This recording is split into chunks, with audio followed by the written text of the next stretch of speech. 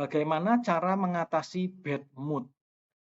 Berbicara tentang bad mood, kita mesti berbicara tentang suasana hati atau mood secara umum ya. Dalam psikologi, suasana hati itu berbeda dengan temperamen, bagian yang lebih tahan lama. Jadi kalau ngomong suasana hati atau mood itu sifatnya temporal atau sementara. Karena itu kan ada istilah, oh orang ini mood-moodan, oh saya ini kadang nggak stabil, moodnya ini, moodnya itu. Nah artinya suasana hati itu temporal, sementara. Namun walaupun sementara, hal itu jika terlalu berlarut-larut, lalu kita membuat drama, merasa menjadi korban keadaan, lalu membuat dramanya semakin panjang lebar seperti sinetron, sesuatu yang temporal, yang sementara itu akan menjadi masalah, ya, sehingga kita tidak bisa berkembang, bertumbuh, bahkan meraih prestasi, bahkan mengganggu prestasi kita dalam meraih kesuksesan dalam bidang pekerjaan apapun. Jadi jangan remehkan juga tentang suasana hati atau mood ini. Suasana hati itu ada dua ya, suasana hati yang baik, yang positif gitu ya, ini good mood. Tapi orang umumnya ngertinya yang negatif-negatif atau bad mood. Ya. Gimana nih cara mengatasi bad mood? Ada 3. Yang pertama, milikilah kesibukan. Duh kok seperti itu? Maksudnya apa? Maksudnya begini, jika kita memiliki aktivitas yang positif, punya passion, hobi, menggeluti bidang pekerjaan tertentu gitu ya, atau seperti anak sekolah supaya tidak terjerumus pada lingkungan yang negatif, kenakalan remaja. Coba kalau anak sekolah itu misalkan punya hobi tertentu, entah basket, mungkin hobi fashion, hobi apapun ya, hobi itu. Kalau hobi itu diberi bahan, difasilitasi, dia akan sibuk menggeluti di dunia itu. Otomatis dia tidak akan sempat untuk hal yang jelek-jelek, negatif-negatif. Jadi ini tentang bagaimana mengarahkan diri dalam bidang atau kegiatan yang dia sukai, yang digeluti, yang menjadi minat dan ingin terus dilakukan. Secara psikologi sebetulnya sederhana, karena pikiran kita ini memiliki satu arus kesadaran. Ya. Tidak mungkin dalam satu arus kesadaran berpikir dua hal yang bertolak belakang dalam bersamaan. Tidak mungkin. Ya. Kalau diisi positif, negatif hilang. Diisi negatif, positifnya juga hilang gitu. Hanya ada satu ruang ini, satu arus kesadaran. Nah kalau sudah tahu seperti itu ya pinter-pinterlah mengatur diri ya supaya tercurahkan pada hal-hal yang lebih bermanfaat, lebih positif, lebih produktif. Syukur-syukur aktivitas positif itu bisa mendukung atau menjadi bahan kita untuk berkarir, mengembangkan diri lebih lanjut, akhirnya membantu kita menambah portofolio kita ya istilahnya, ujungnya bisa membantu kesuksesan kita kelak. Nah cara kedua, beristirahatlah. Ya, kalau cara yang pertama adalah bersibuk ria seperti itu, cara kedua beristirahatlah. Duh, kok berlawanan? Bukan berlawanan, tergantung konteks dan kondisinya. Kapan perlu beristirahat? Jadi ketika kita mengalami fase sangat produktif, sibuk, berprestasi, melakukan banyak hal, strict banget ya, kita fokus melakukan sesuatu, tetapi kok hasilnya stagnan.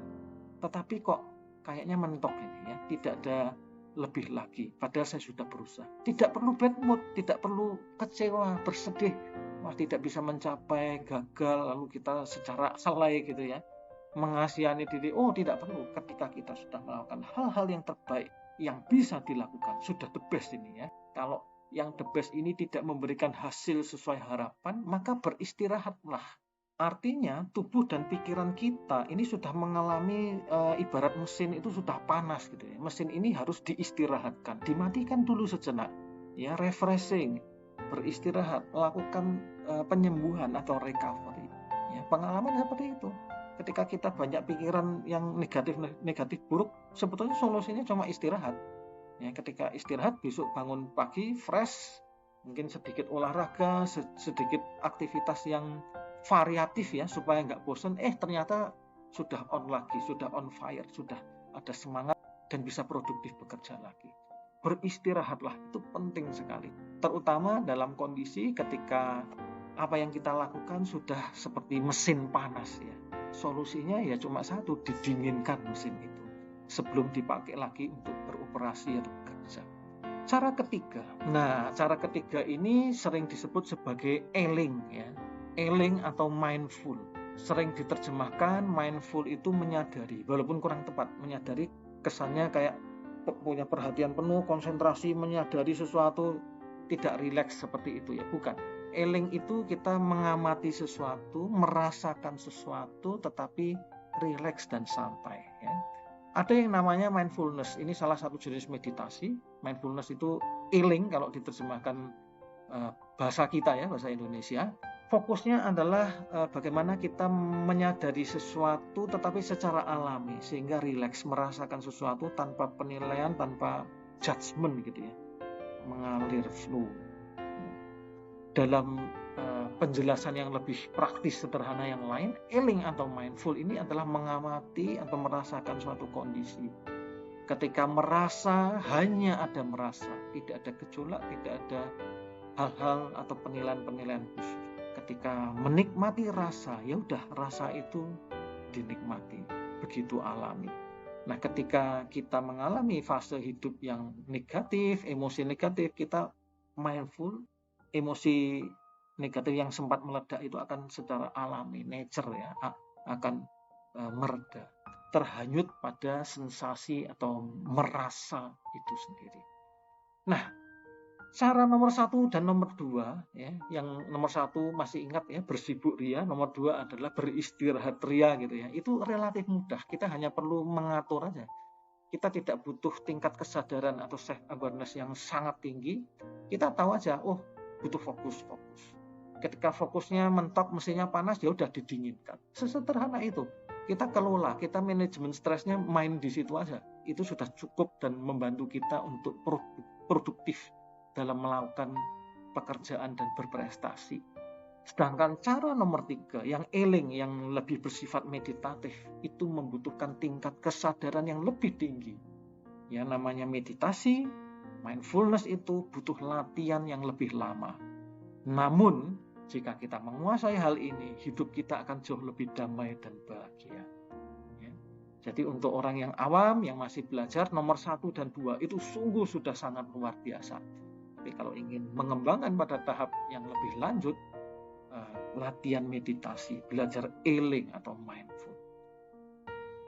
Jadi dalam mengatasi bad mood, kita bisa menyetel diri kita ya, kita melakukan manajemen diri, akan menjadi kecenderungan good mood. Bad mood selalu ada ya, ada percikan api itu ada, tetapi api itu tidak akan pernah membara apabila kita bisa menyetel, mengatur hidup kita. Ya, ketika dalam kondisi lebih produktif, lebih good mood ya, kita akan jalani hidup lebih happy, lebih penuh dedikasi, dan bagian pentingnya produktivitasnya akan sangat tinggi sekali.